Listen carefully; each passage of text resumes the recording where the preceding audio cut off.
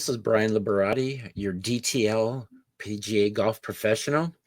I'm here to talk about the John Deere Classic that starts on Thursday. It's played at the TPC Deere Run, which is in Silvis, Illinois. They played this course since 2000. It's been a staple on tour since then.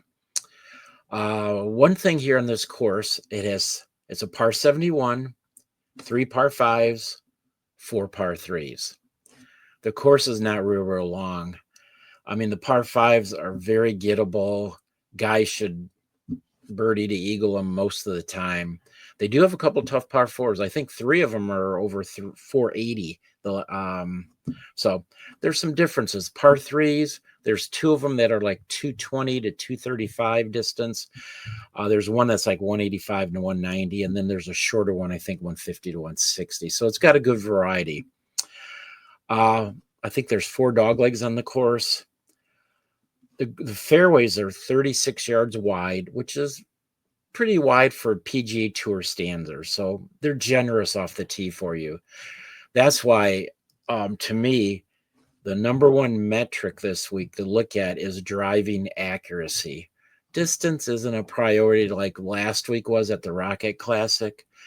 This is more, I don't want to say target golf. I mean, the fairways are wide, though. But, yeah, you definitely want to stay in the fairway. The rough's going to be 4 inches. I was just looking on their website yesterday. So it's going to be thick.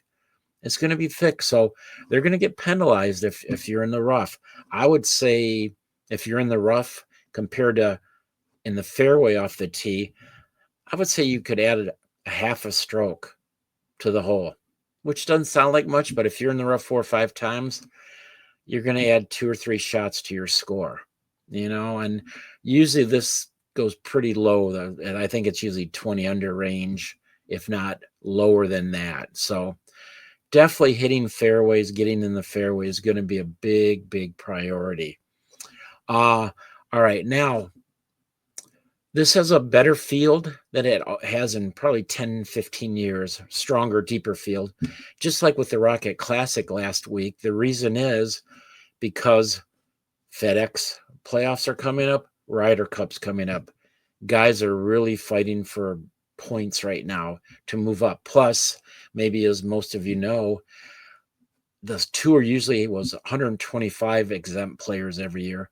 They've dropped it to 100 players this year. So there's definitely a premium on getting points right now and getting your ranking to 100 or below in the world rankings, because like I said, otherwise you're going to have to fight for your card next year. So in a way, it's kind of nice these last 2 tournaments, because in the past, the fields weren't very strong at all.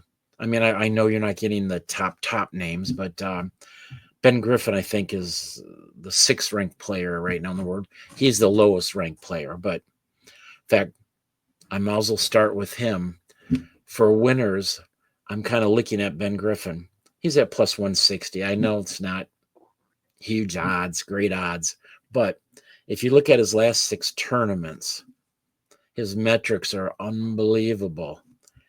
He's only lost strokes in 1 metric out of 6 tournaments.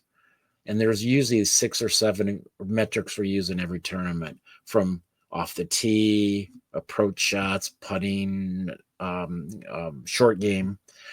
And so he's been just incredible. I don't even know if Scotty's ever done this good with his numbers. So I really believe he has a great chance to win this tournament. Also, another player I really like this week is Michael Thor Bjornsson. Now, I don't know if any of you watched the Rocket Classic last week. He finished tied for 4th. He's only 23 years old. This really is only his first full season on tour.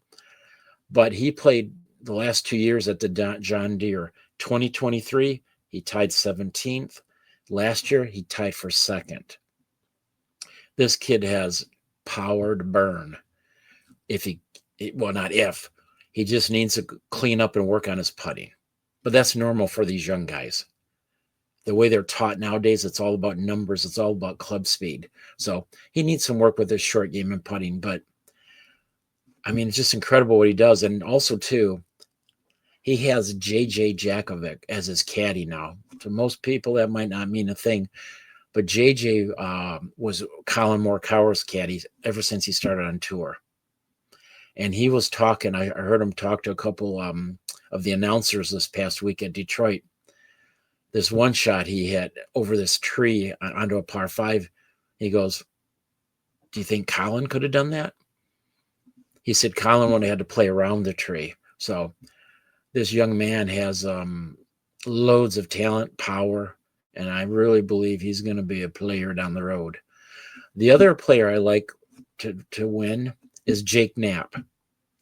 Now, if you saw him last week too at the Rocket, he finished, I think it was tied 4th. He's got power to burn. He hits a long way. Now, I know at the beginning I said driving accuracy is important, but what Jake does very well, he can hit this low screamer driver to keep it in the fairway. He can hit a 3-wood off the tee. He can hit a hybrid or even a long iron, and he's still going to have short shots into the green. What I like, he can hit all kinds of shot. He can hit irons high, low, really good putter. And if you ever watch his tempo, he'd be the one you'd want to implement. What you'd really want to follow. He's just smooth as ever. So, like I said, I know I'm going away against what I said at the beginning, but he's playing well the last 2 tournaments. He's really on fire. For top 10, I like Denny McCarthy. You probably heard about him. Everybody says he's the best putter in the world, blah, blah, blah. He is a great putter.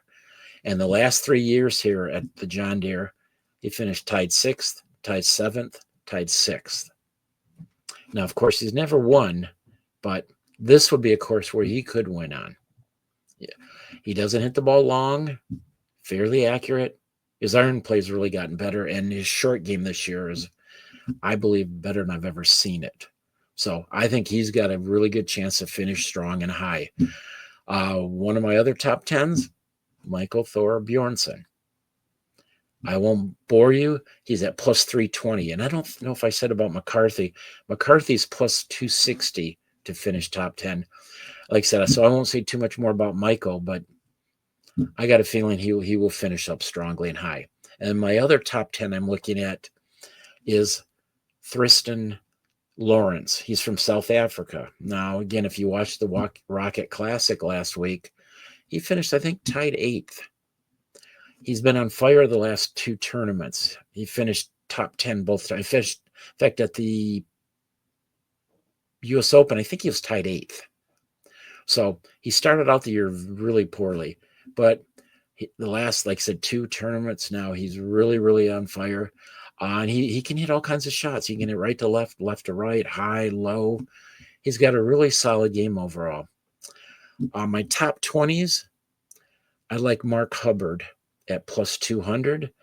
Now, if you watched again last week, I think he finished T9th or T10.